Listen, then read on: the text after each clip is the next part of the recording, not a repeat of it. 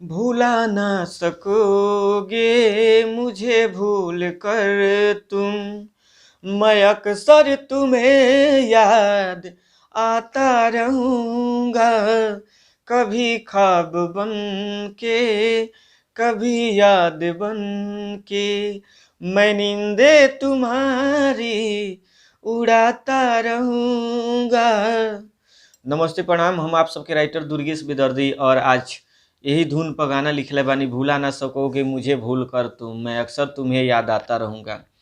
हिंदी गाना पर Bhojpuri sad song हम लिखले बानी, लेडीज वर्जन है, लेडीज गा सकतरी ये गाना के। तो आप सबके मुखड़ा सुनावे जा रहल बानी कि दुआरा पोयाई जब हमारा बारात हो, दुआरा पोआई जब हमारा बारात हो, अइहो न सामने यरहू ओहो दिन के रात हो, अइहो न सामने यरहू ओहो दिन के रात हो, दुआरा पोआई जब हमारा बारात हो।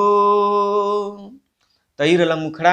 अब आप सबके अंतरा सुनावे जा रहल बानी कि तहरा के देखे में तो आ जाई रोआई, बाह दोसर से धरवलस बापू औरी भाई, हो तहरा के देखे में तो आ जाई रोआई, बाह दोसर से धरवलस बाप औरी भाई, बा मजबूरी में छूटत हमनी के हाथ हो, बा मजबूरी में छूटत हमनी के हाथ हो, अइहो न सामने यरहू ओहो दिन के रात हो, दुआरा पोआई जब हमारा बारात हो।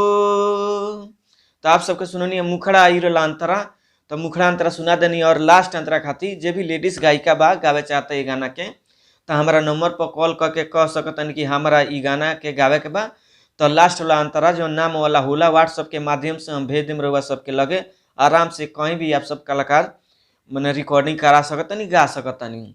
और रह गई बात कि जे म्यूजिक बनवावे चाहता नया म्यूजिक, तो नया म्यूजिक हमरा यहाँ बनेला। और जे गाना रिकॉर्डिंग करावे चाहता तो गाना भी रिकॉर्डिंग होला हमरा यहाँ। हमारा स्टूडियो बा बालाजी रिकॉर्डिंग स्टूडियो, जादवपुर बाजार, गोपालगंज बिहार में हमारे स्टूडियो बा। और पर्सनली में भी गाना लिख सकतानी हम, और म्यूजिक भी बना सकतानी, और गाना रिकॉर्डिंग भी हो सकता हमारा यहाँ। तो हमारा नंबर बा 99 345 29 12, यानी फिर से नोट करी 99 34 52 99 12 हमार नंबर है। आप सब हमरा से कांटेक्ट कर सकतानी गाना खातिर या म्यूजिक खातिर। म्यूजिक भी ब्रांड म्यूजिक बनला, कम बजट में बढ़िया काम होला हमरा यहाँ। तो इस चैनल के सब्सक्राइब करी, लाइक करी, कमेंट करी और दबा के शेयर करी। नमस्ते प्रणाम, हर हर महादेव।